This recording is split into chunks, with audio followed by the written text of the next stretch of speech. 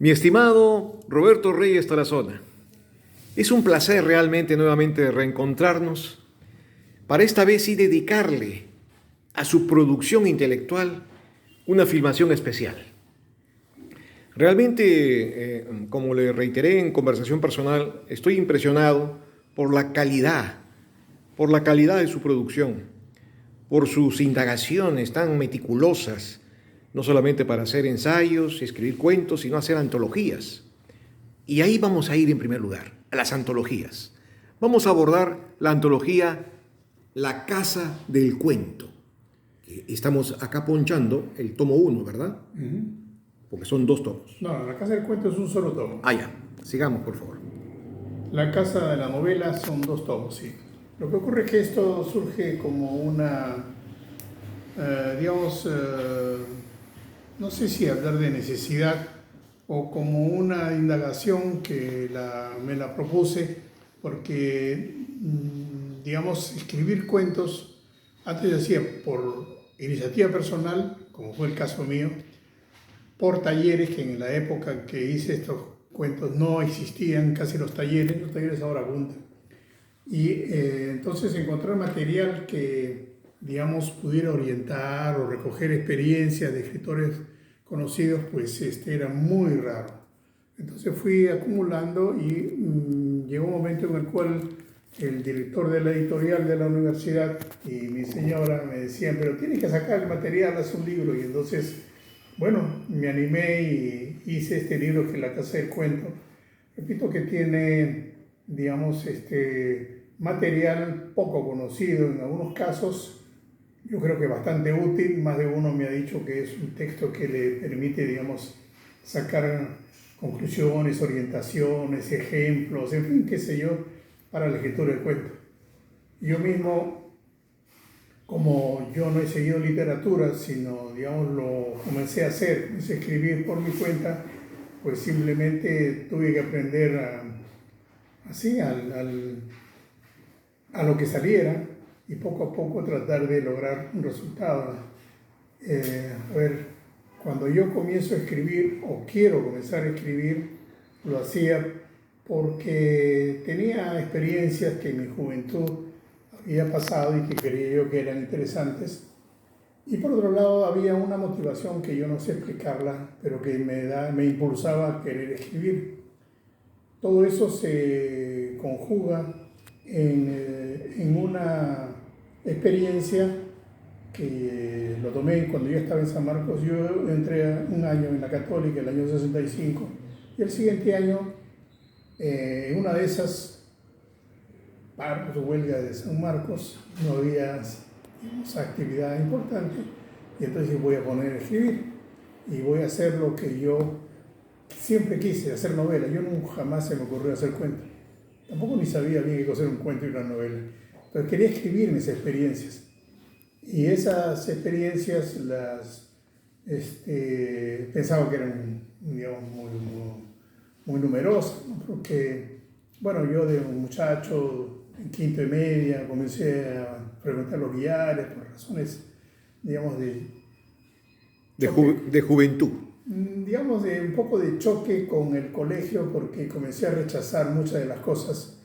Yo estudiaba en el Colegio San Agustín, un colegio muy rígido en disciplina, y no era algo que a mí me gustara, ni mucho menos. Y entonces comencé a rechazar y comencé a frecuentar los billares, me tiraban la pera, como se dice, y después recorría el medio popular en el RIMA. Y entonces yo en la Católica me acuerdo que un profesor de cultura, no era de literatura, que era italiano de origen, Honorio Ferrero me parece que era, me acerco y le digo, profesor, ¿me puede dar unos títulos de autores que hablen, sobre su vida, sobre sus inicios, qué sé yo?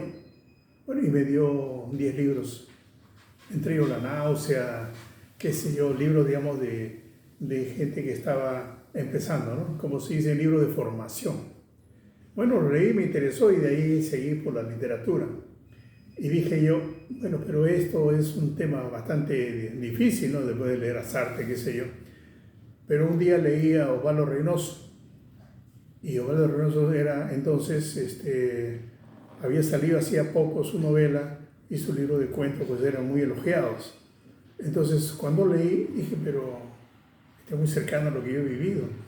Y yo incluso conozco personajes que son mucho más interesantes, ¿no? Se me ocurría, ¿no? Entonces yo dije, ya, yo voy a escribir sobre eso. Y entonces me fui a una biblioteca que tenía la Universidad de San Marcos, que no sé si la tengan en Girón, Montevideo, en el centro de Lima, y me puse a escribir. Yo dije, tengo para escribir, no, aquí tanta cosa que he vivido, pensaba, ¿no? Y de repente al segundo día ya no sabía qué hacer, no podía avanzar. Y me puse a pensar, pero ¿qué pasa si yo tengo tantas cosas en la cabeza? Y en ese momento recién me di cuenta que no sabía escribir. Y que escribir, digamos, un cuento o una novela no era una cosa sencilla. Era algo muy exigente y que yo no tenía la menor idea. Entonces dije, no puedo escribir novela.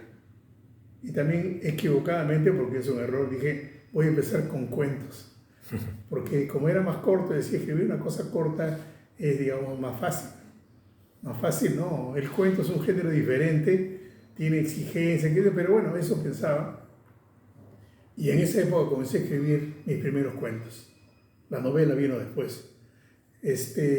Pero bueno, yo decía, esa experiencia que he tenido yo creo que la tienen muchos, pensaba, ¿no? Porque no saben qué es escribir, se practica un poco al tuntún. Y bueno, eso fue una motivación para escribir este libro, donde se le da material a quienes le interesan para que puedan, digamos, guiarse, contrastar sus ideas, tomar, digamos, algunas recomendaciones técnicas, en fin. Y en la novela fue algo similar, solamente ya en algo mucho más elaborado, mucho más complejo, porque ya estamos hablando de un mundo, digamos, en el cual pues se reconocen, se replantean cosas y había mucho más material. Sobre novela hay mucho más material que sobre el cuento. Ahora pasemos a la famosa La Casa de la Novela, en 2 volúmenes, que los estamos ponchando. Dos voluminosos tomos de La Casa de la Novela. Ahora sí estamos a su disposición para encontrar el origen. Bueno, siguiendo esta pauta de La Casa de la Novela, yo que me había dedicado a buscar, digamos, material sobre los autores, los creadores, pues encontraba que sobre la novela había mucho más. Había testimonios, había textos, aunque anecdóticamente yo me iba pues en esa época, estamos hablando de los años 70 por ahí, a la avenida Grau, donde estaban los vendedores de libros viejos. No existía todavía Amazonas. Y me acuerdo mucho que había visto un libro de Moravia, Alberto Moravia, sobre la escritura de la novela. Y entonces era justo lo que estaba buscando y pregunté el precio, no tenía plata para eso. Entonces dije, voy a juntar la plata y regresé a los 2 o 3 días y ya no lo encontré. Y desde entonces lo he estado buscando y jamás lo he vuelto a ver. Jamás lo he vuelto a ver, no sé. Siempre me quedó la curiosidad qué cosa decía Moravia, que era un autor para mí importante, sobre la escritura de novelas. Pero bueno, es anecdótico, ¿no? Había mucho más material, ¿no? Porque incluso pues quienes han hecho diarios sobre sus inicios, yo tomaba la parte del diario, ¿no? En fin, dejaba el resto. Y en fin, entonces, sobre la novela hay mucho más material, ¿no? Y además estábamos ya pues en el boom de la novela y qué sé yo, entonces he podido armar estos tomos con diversos aspectos, ¿no? Tratando de dar una estructura, por supuesto, a lo que es la escritura de novelas, ¿no?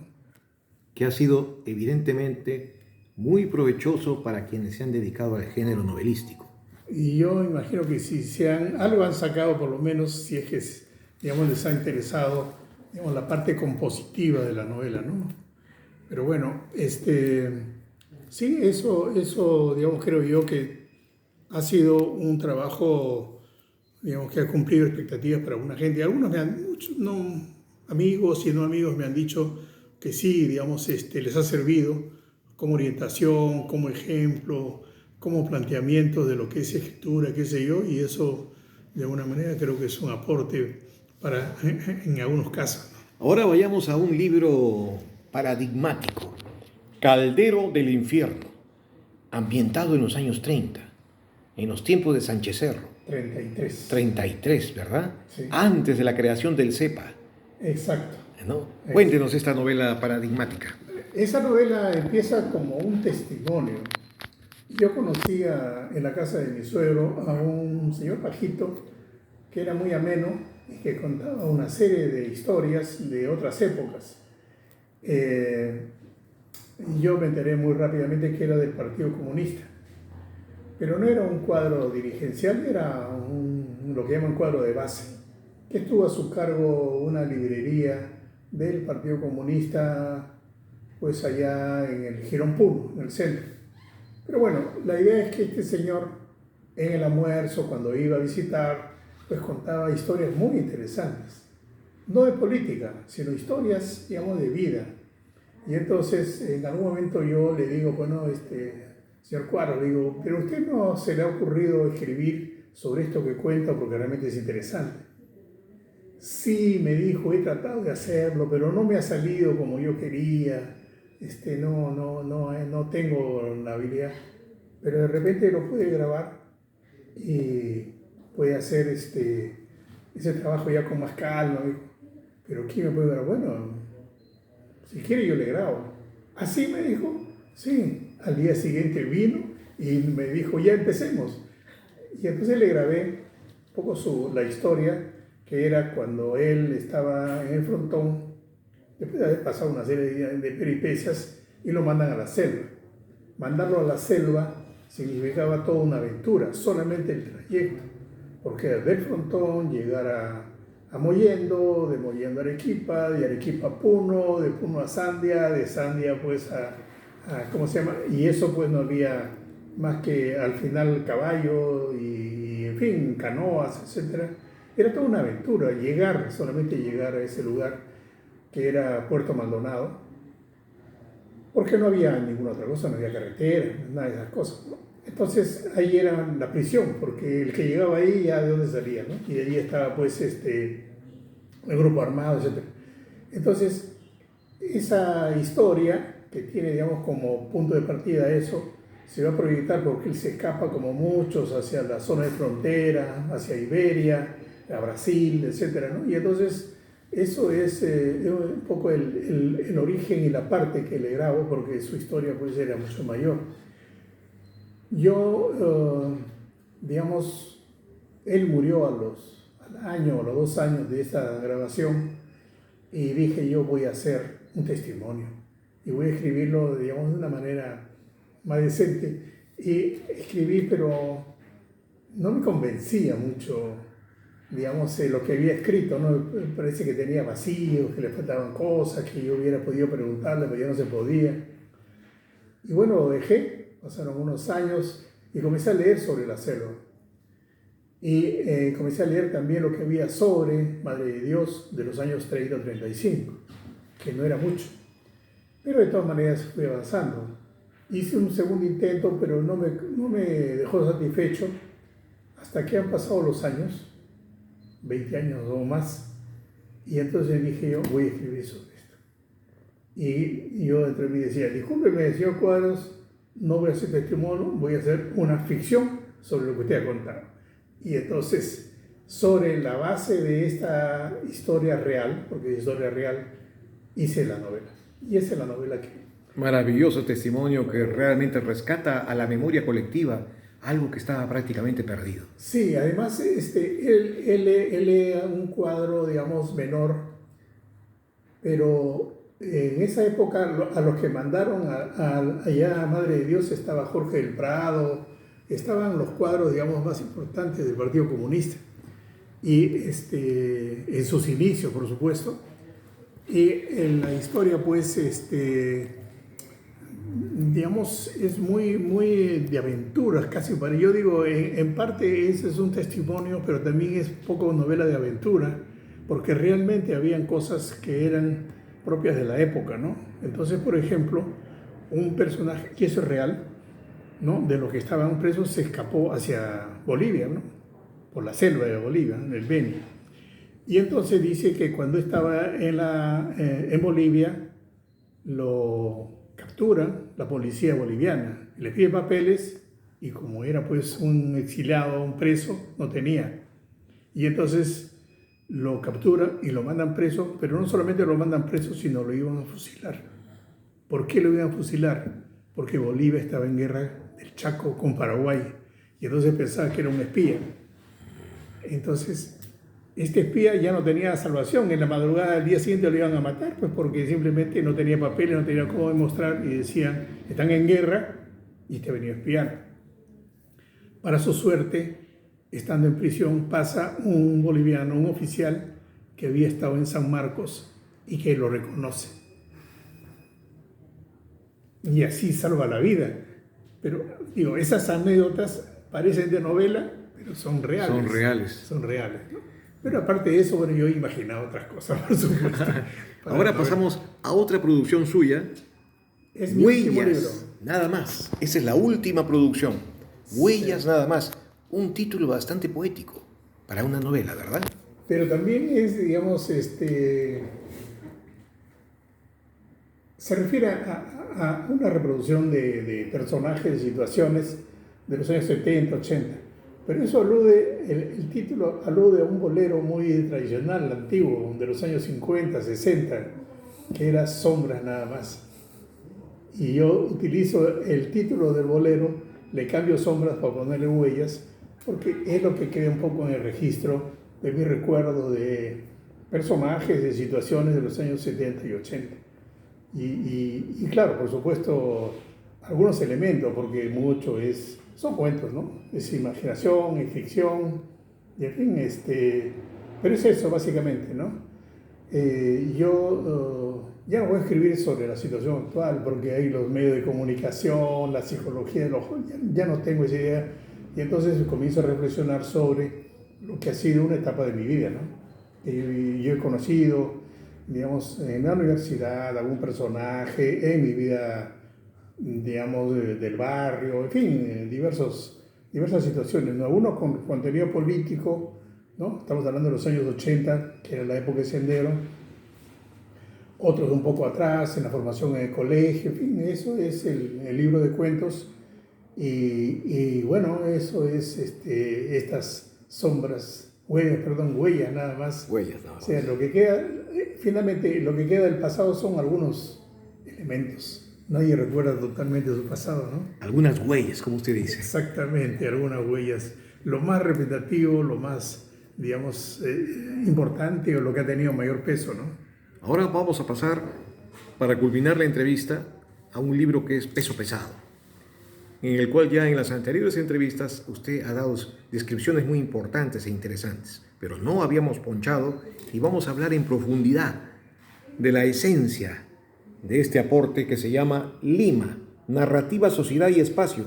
Este es un libro muy singular, porque aquí usted se expresa conjugando la sociología, la arquitectura y nada menos que la novelística. Sí, bueno, en realidad,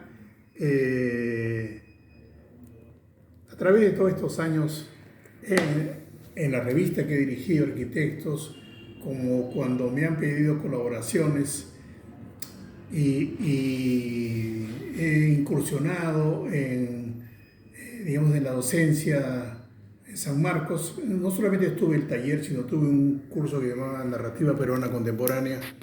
Digamos, me acerqué a conocer, pues, digamos, esta perspectiva novelística de la ciudad de Lima, que también tiene algunos antecedentes, no muchos, pero más que todo ha habido una antología, me acuerdo, de Luis Fernando Vial sobre la novela de Lima, pero eran textos sobre Lima y una introducción. Pero bueno, a mí se me ocurrió ir más atrás y comenzar a buscar y presentar, digamos, casos de Lima vistas desde la narrativa. pero no desde una perspectiva estrictamente literaria, que sí lo es, por supuesto, en los textos, porque son novelas y cuentos, sino, digamos, desde la perspectiva que yo, digamos, tengo por mi formación de sociólogo, ver algunas cuestiones, digamos, de ese tipo, y además también la ciudad de Lima como tal. O sea, el eje es Lima, es decir, cómo ha sido visto Lima desde la narrativa como elemento central, cosa que no es usual en la crítica literaria, porque lo que hay otros temas, ¿no? La generación del 50, las técnicas narrativas, ¿no? O las personas del escritor en su, digamos, en su poética, en su manera de interpretar. En fin, hay diversas formas de hacerlo, por supuesto. Entonces, hay poco sobre esto que he acercado y con la libertad de que yo no puedo, digamos, sujetarme a teorías literarias, digamos, que establecen formas de interpretar la realidad creativa, novelística, etcétera, porque simplemente yo no estoy sujeto a eso y me tomé la libertad de desarrollar las cosas desde lo que yo entendía, de lo que yo había experimentado, de lo que había leído, lo que había interpretado, lo que había buscado, ¿no? Entonces, he contado algunas veces este ejemplo de este escritor húngaro, no me acuerdo bien, que describe en sus viajes, porque era un vagabundo, describe en uno de sus viajes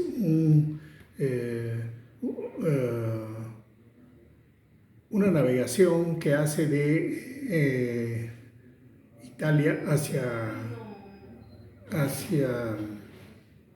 en fin, otro país, hacia Grecia, y encuentro que en el trayecto descubre un personaje que lo deslumbra por su aspecto muy elegante, muy apuesto, por su manera distinguida, pero que al poco tiempo él descubre que era un estafador, que era un ladrón, pero un ladrón distinguido, un ladrón, digamos, que tenía, pues, en fin, que era encantador con las mujeres, qué sé yo. Un dandy. Un dandy. Entonces, ¿qué cosa es lo singular? Porque él escribe muchísimas cosas. Lo singular es que este señor, este dandy estafador, era limeño. Entonces, ocurre un cuento, pues, con este personaje, ¿no? Que era de lo más exótico, ¿no? Una persona, digamos, de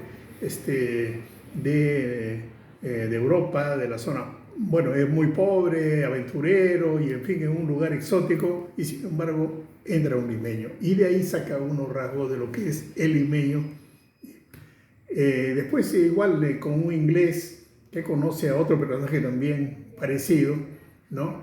Y que es limeño, y que este inglés, sí, más bien es, como es una novela, va mostrando un poco lo que él piensa y lo que habla de Lima a través de la ficción, por supuesto. Una visión de Lima que es, pues, la estandarizada, porque Lima la presenta, él no conoció, pues, este inglés de Lima, digamos, un lugar, digamos, donde había loro, donde había una fauna, Lima, pues, como si fuera un poco la selva, ¿no? Y que, bueno, esa es la idea que tenían, pues, de los europeos de un lugar, pues, de Sudamérica, ¿no?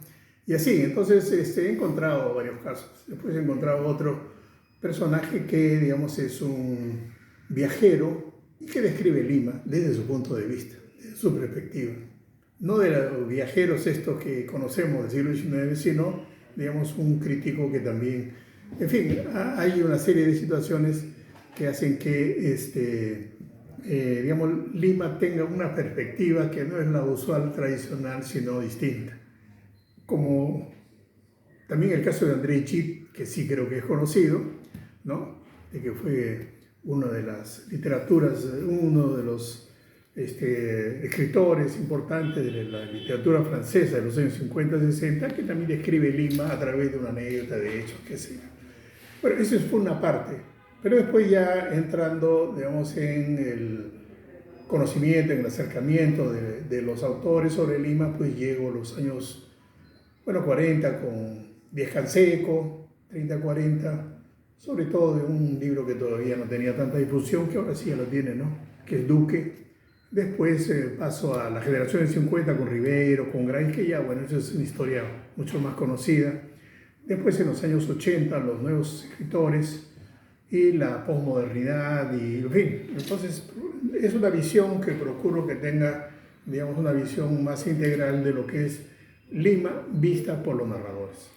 Ahora, para culminar esta interesante entrevista, con su pluma inquieta y fecunda, ¿qué está preparando? Bueno, hay una novela de lo más exótica que yo jamás me imaginé. Tengo unos amigos franceses que me invitaron a la casa de un compañero de ellos. Y este señor tenía rasgos orientales, era vietnamita, pero francés.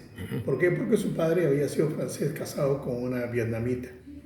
Y entonces ellos tenían un registro de cartas de este señor francés en el año 30 y 40, sobre todo los años 40, donde cuenta una serie de situaciones y la amiga, porque esta amiga me dice, ¿por qué no te escribes algo sobre eso? Y yo, pero ¿cómo voy a hacer? No, yo te traduzco las cartas.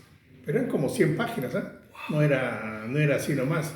Y el personaje es un personaje contradictorio, muy reaccionario, pero muy simpático y muy, digamos, pícaro. Entonces a mí el personaje me atrajo.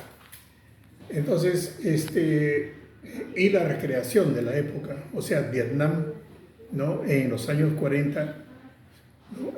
No es muy común, yo no conocía mucho y entonces me interné en ese tema y esa novela, porque es una novela, pues está ya a las finales. Espero.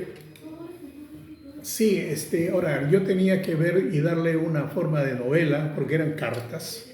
Sí, personaje simpático, pero solamente cartas no le veía yo mucha gracia. Claro. Entonces invento un personaje que es una charapa de Iquitos, que se va a Francia y que encuentra, digamos, a la familia de este señor, que muere, por supuesto, en los años 50, era militar, porque era un militar. Entonces muere y entonces va con la familia, con la prima, para recoger el cadáver. Y eso es el pretexto para recrear la vida de este personaje y, digamos, un poco el Vietnam de los años 40 a través de esta señorita de Iquitos, esta charapa con un personaje, y entonces ahí hay un par de cosas que ocurren para poder darle sentido y darle integración. Esa es la novela en la que tengo pendiente y espero terminarla en enero, porque yo enero utilizo que estoy de vacaciones para escribir cosas largas, ¿no? Ese es el último proyecto que tengo de narrativa. De ensayos tengo otros, pero creo que eso no sé, hay otras cosas. Roberto Reyes Tarazona, le tomamos la palabra para volver a su despacho para entrevistarlo por los ensayos que quedan pendientes.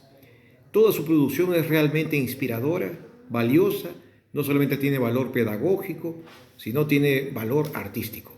Así que le agradecemos infinitamente por esta cortés entrevista y nos despedimos hasta una próxima filmación. Muy bien, ha sido un placer, muchas gracias, nos veremos pronto. Gracias.